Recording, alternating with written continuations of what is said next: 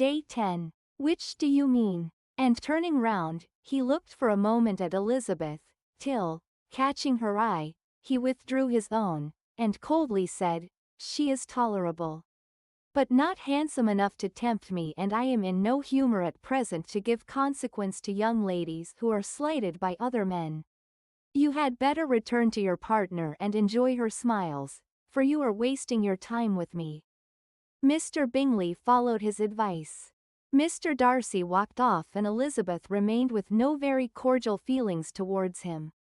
She told the story, however, with great spirit among her friends, for she had a lively, playful disposition, which delighted in anything ridiculous.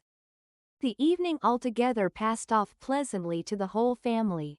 Mrs. Bennet had seen her eldest daughter much admired by the Netherfield party. Mr. Bingley had danced with her twice, and she had been distinguished by his sisters.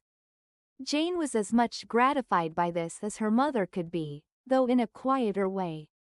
Elizabeth felt Jane's pleasure. Mary had heard herself mentioned to Miss Bingley as the most accomplished girl in the neighbourhood, and Catherine and Lydia had been fortunate enough to be never without partners, which was all that they had yet learnt to care for at a ball.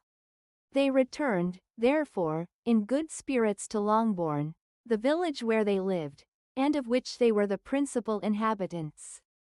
They found Mr. Bennet still up, with a book. He was regardless of time, and on the present occasion he had a good deal of curiosity as to the event of an evening which had raised such splendid expectations.